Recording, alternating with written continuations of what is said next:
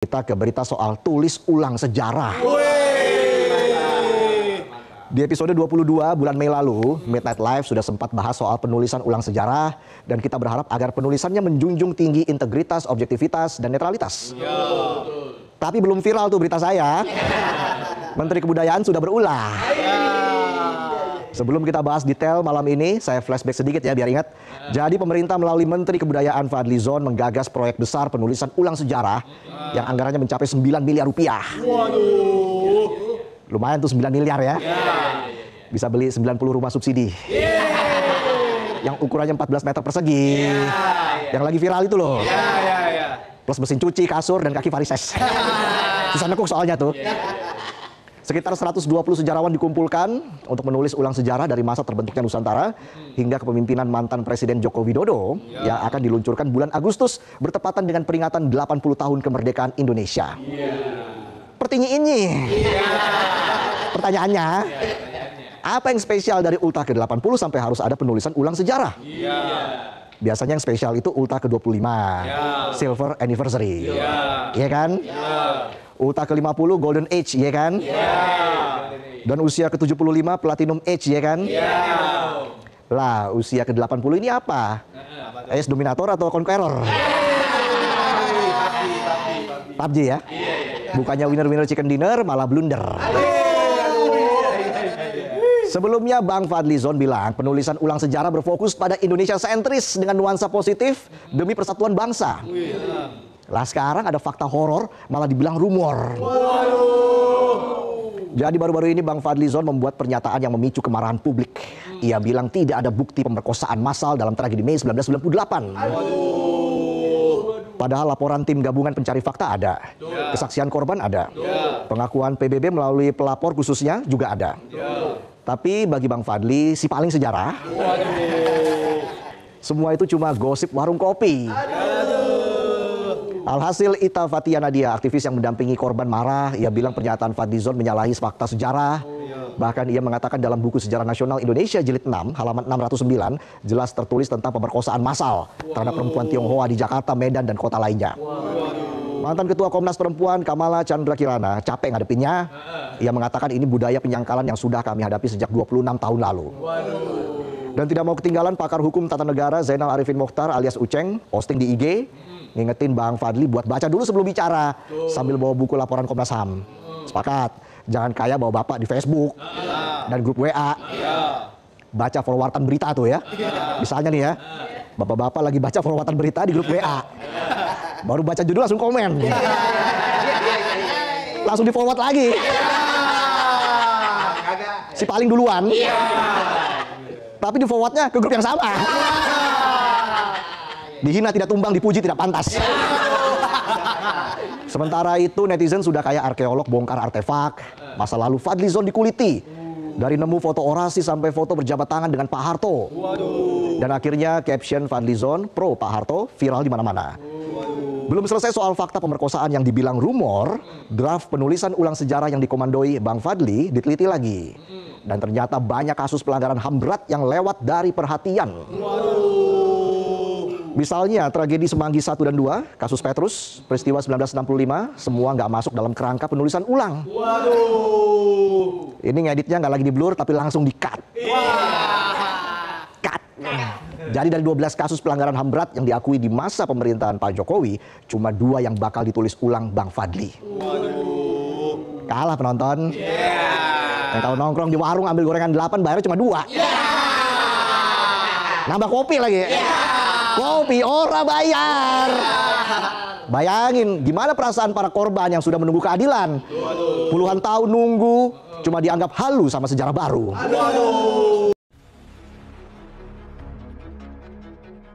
Dimanfaatkan oleh negara-negara lain.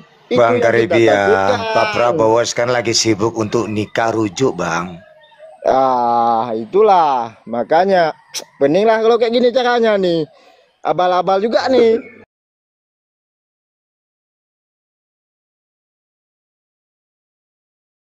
Kita lihat kalau kita ini tidak ada keributan, siapa yang ribut kita lihat nanti.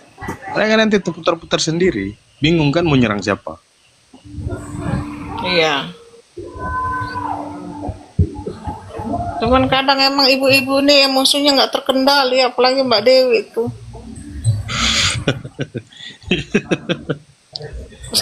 Coba aja kita ini apa setelan cuek. Nanti bingung mereka mau nyerang siapa. Penjilat kau Hasim. Si Hasim hadir, panjang umur dia. Halo, selamat pagi Bapak.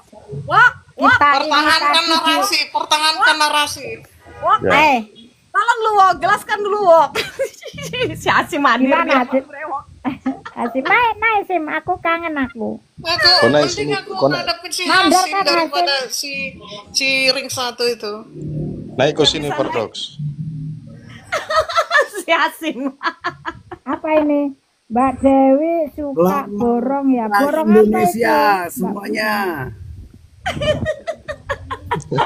Pagi-pagi. Kelompok-kelompok Pertahankan narasi. apa ya?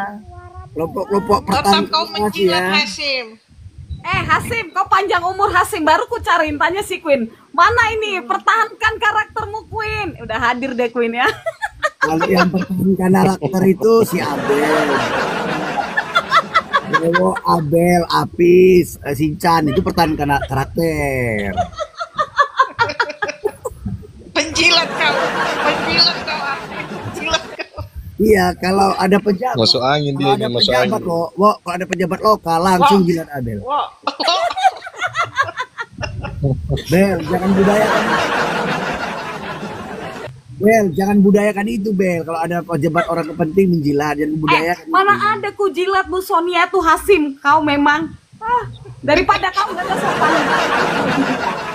Katanya gaji orang pribadi orang. Penjilat kau Abel, penjilat kau. Iya, tapi Abel tuh tetap narasinya tetap seperti itu. Dia bertahan narasinya seperti itu. Dia karakternya lah ya, karakternya itu tetap. Dewo, Apis, Shinchan tuh sama itu, nggak peduli mereka itu. Tapi itu tadi sifat penjilatnya itu nggak hilang-hilang.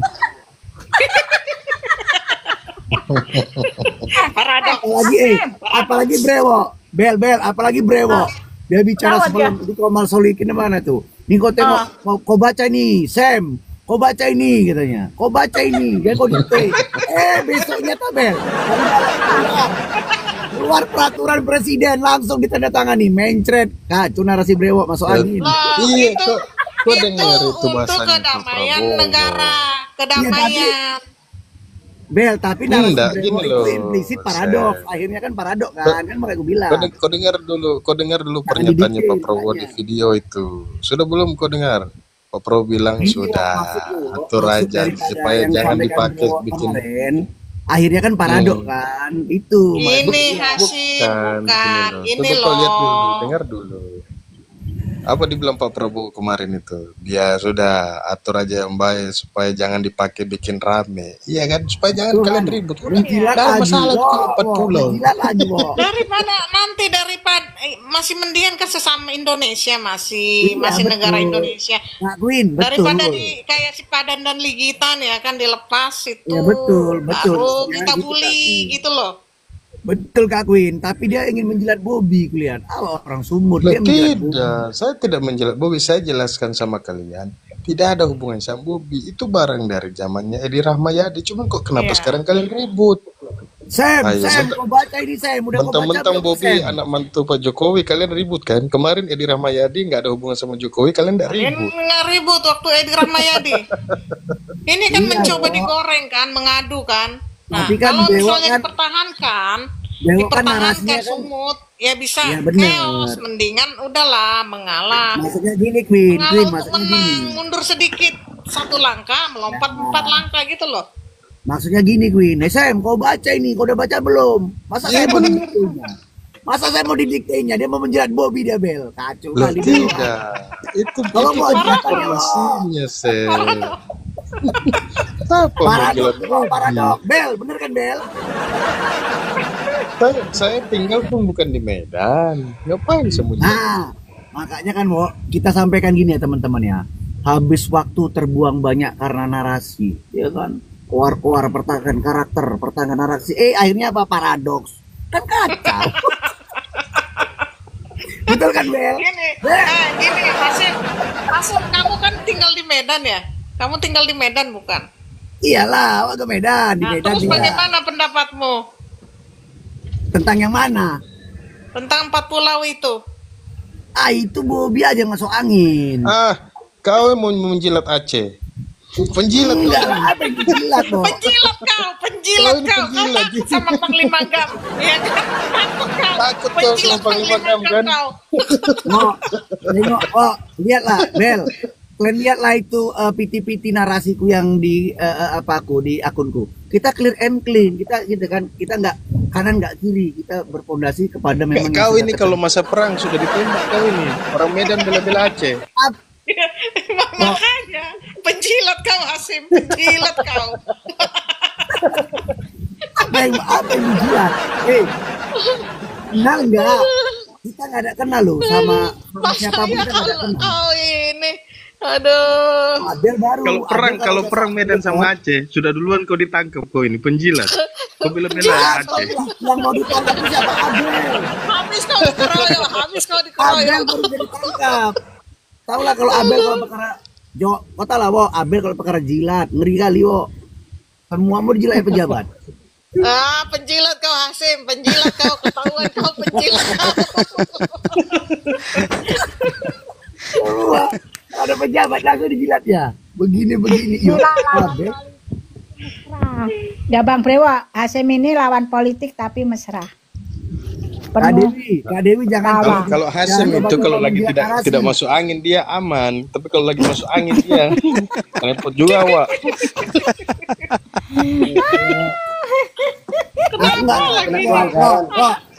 Kalau yang masuk angin kita nggak takut, kita udah biasa. Siapa pelanggaran? Pelanggaran. Siapa Gini, pelanggaran? bentar. Oh ini siapa? Kena pelanggaran ini siapa ini? Ini dulu. Kak Queen. Lah kena Queen Queen kena apa? pelanggaran. Apa yang Nggak disampaikannya? ngomong apa-apa. Ini kan Apa sudah disampaikan? 2 Nggak ngomong kali. apa-apa. Ngomong apa tadi? Nggak tahu. Makanya Penjila, gini, penjila. ya ini kan sudah 2 kali. Aku takutnya 3 kali nanti larinya ke hostnya ini. Aku sekalian rungkat aja mau duhur juga, wi. Rugi lah, wi. Oke, yuk. Ya, rungkat. Buka Rumex. Orang lagi narasi mesra-mesra kok langsung bubarin. Yang dari dulu sebelum mungkin kita lahir, Indonesia ini sudah menipu kami bangsa Aceh dengan segala macam hal, termasuk sejarah. Nah kan, sekarang begini saja maksudnya. Makanya kita bilang memang ini ketidakadilan dan ini adalah penipuan. Jangankan kita bilang MOU Helsinki itu yang sudah tertera dengan seberapa rapinya, dengan diteken kedua belah pihak, bahkan ada pihak penengahnya dengan segala butir-butir MOU-nya yang ditulis jelas harus selesai 1 tahun 8 bulan. Sekarang sudah 20 tahun. Mana butir MOU Helsinki itu satu aja yang terpenuhi, yang terrealisasi dengan 100%. Belum ada sampai saat ini. Nah, apalagi kita mengatakan janji-janji dahulu mungkin di saat di ITI Ikrar Lamteh mungkin itu memang sudah tidak ada, bahkan sudah terhapus.